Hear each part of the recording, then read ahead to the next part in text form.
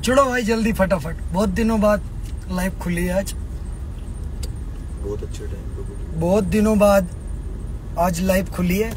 जुड़ो भाई फटाफट, सारे भाई जुड़ जाओ, जितने भी देख रहे होंगे भाई प्लीज जुड़ो। 300 से ज्यादा भाई जुड़ गए, 700 पार हो गए, बहुत बढ़िया भाई, सभी का धन्यवाद। बहुत दिनों बाद मेरी लाइव खुली है और बहुत बड़ा मुद्दा भी है भारत के अंदर। मैं कहता था आप सबसे, आप सबको बोलता था मैं, ये बात सबको लगता था, ये अभिषेक ठाकुर, ये दक्ष चौधरी, ये स्वतंत्र भारद्वाज, ये युद्धि राणा, ये डॉक्टर प्रकाश, ये शिवम प्रताप सिंह और जितने भी हमारे भाई हैं, ये सब तो दंगा करते हैं देश के अंदर। ये तो दंगा ही है, ये तो हिंदू मुस्लिम करते हैं, ये तो मुसलमानों को गलत दिखाते हैं। ये विजय कट्टर हिंदू है ना, ये नफरत पैदा करता है, ये बोलते थे। आज आपने देखा कि नहीं देखा जो हुआ है? आज सबने देखा पहलगाम में क्या हुआ है। मुझे पता है अभी ये लाइव जाएगी, ये शेयर होगी, रिपोर्ट होगी, आईडी उड़ेगी, लाइव बंद कर देंगे।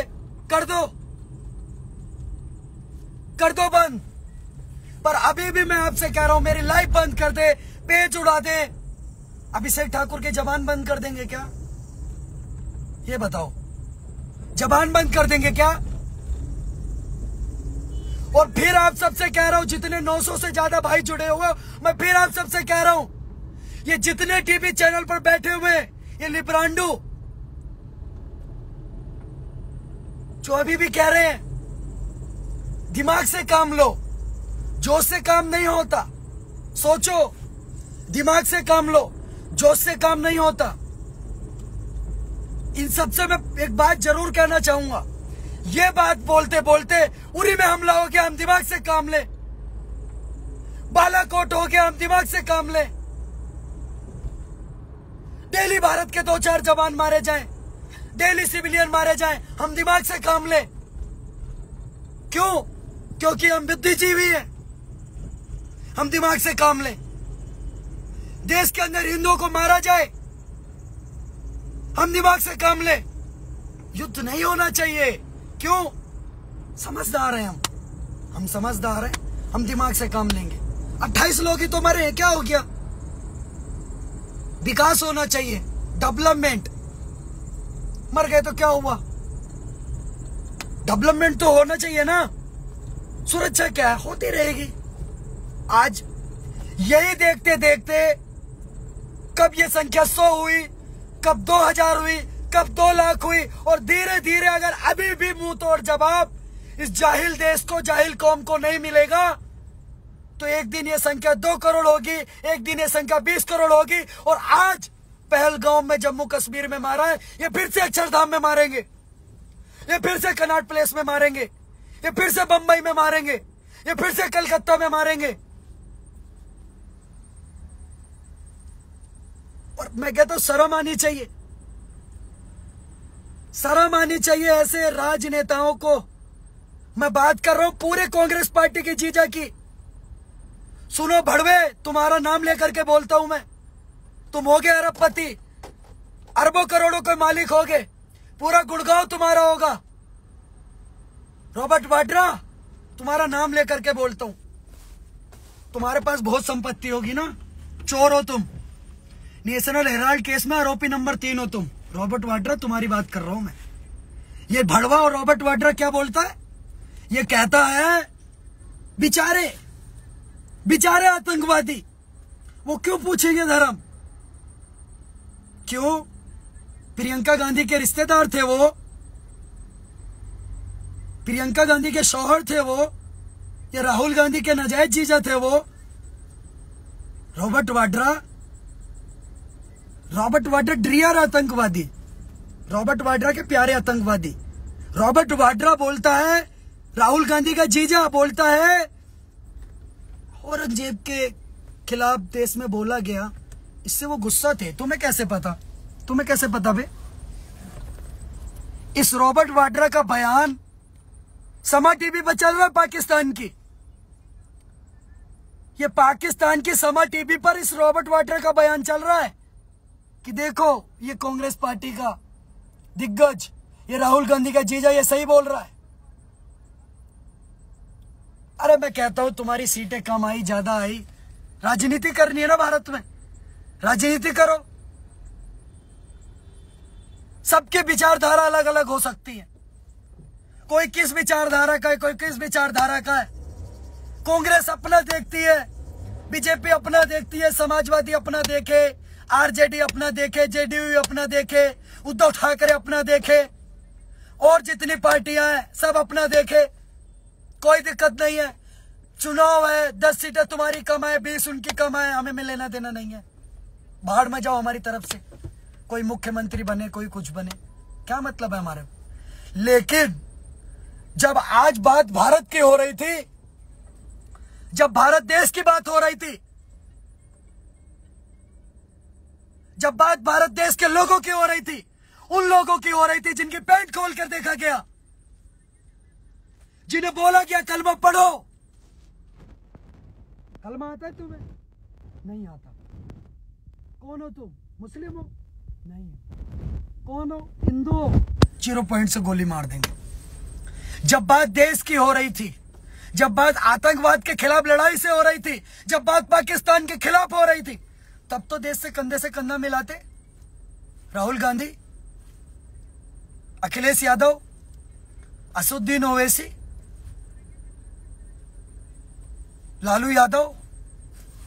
तुमसे पूछ रहा हूं आज ये बात, आज तक मैंने तुम्हें सिर्फ जाति के लिए और जो तुम ये कीड़ा बोल रहे हो भारत के अंदर उसके लिए बोला, पर आज दिल से हाथ हुआ है मुझे जब लालू यादव का एक प्रवक्ता बोलता है, ये तो मुझे स्क्रिप्ट लग रही है,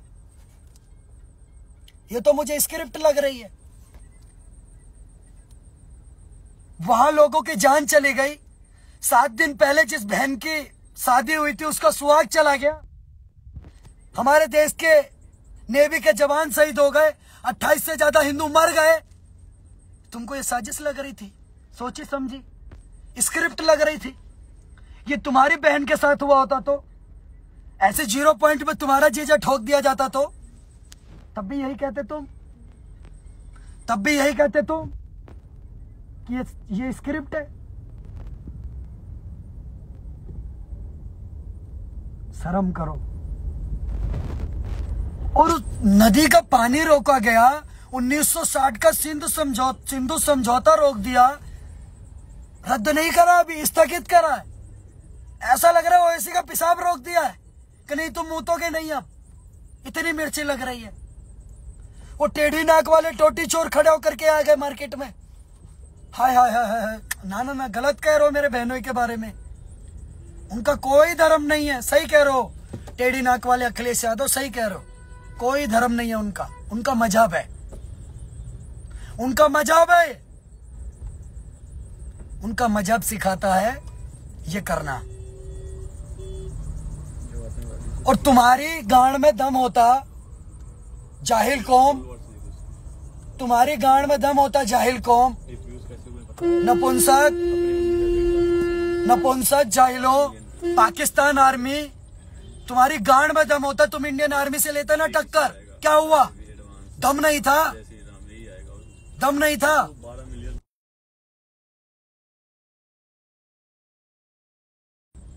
दम नहीं था। ये क्या लड़ेंगे इंडियन आर्मी से? क्या लड़ेंगे इंडियन आर्मी से? पाकिस्तान की सेना जो डायपर बनाती है वो लड़ेगी आके इंडियन आर्मी से? डायपर बनाओ, डायपर। इंडियन आर्मी के पल्ले में पड़ना मत। मैं तो इतना बोल रहा हूं, प्रधानमंत्री सिर्फ इतना कह दे कि स्पेशल फोर्सेस, इंडियन आर्मी, जरा देखो इस आसिम मुनीर को, 2 कौड़ी के नीच को, कठमुल्ले को।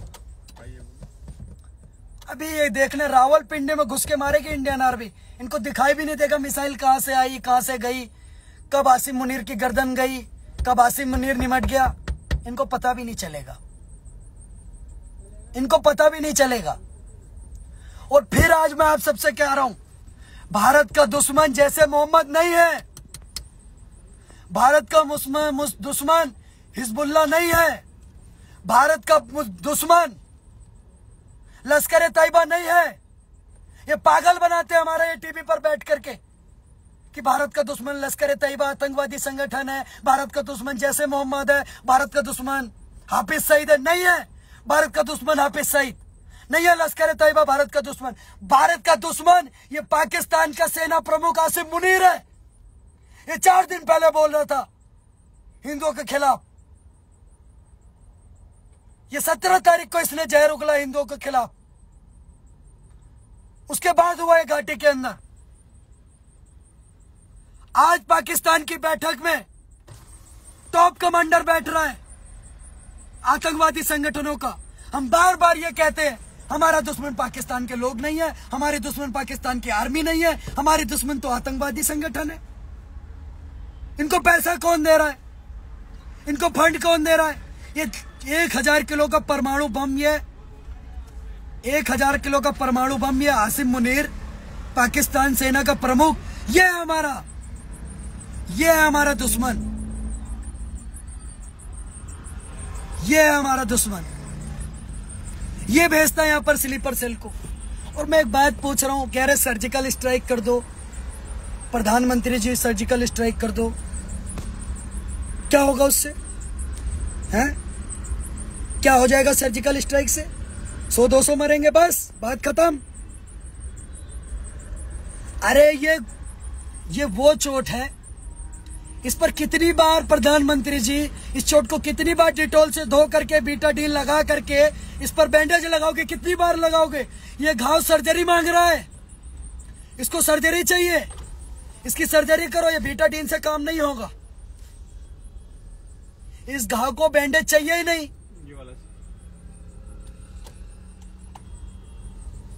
इस घाव को बैंडेज चाहिए ही नहीं, इस घाव को चाहिए सर्जरी।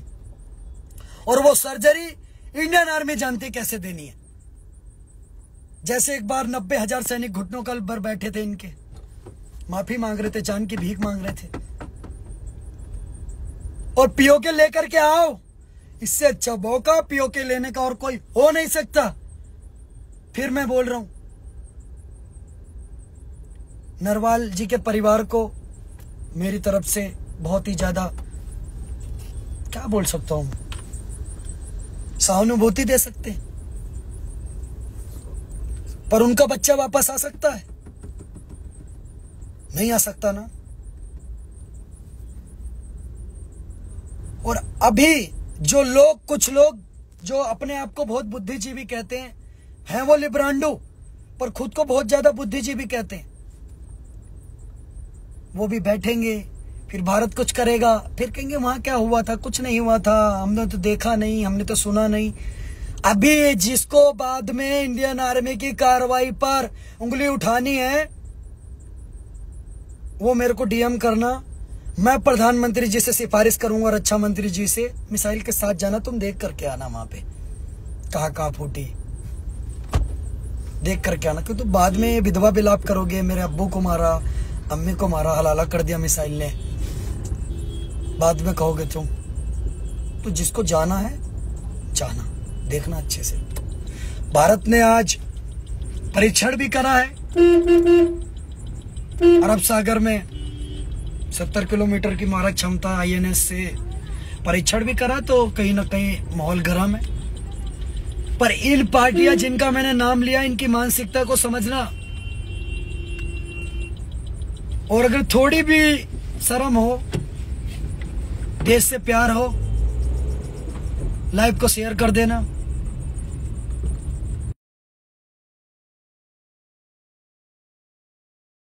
और हर हर महादेव।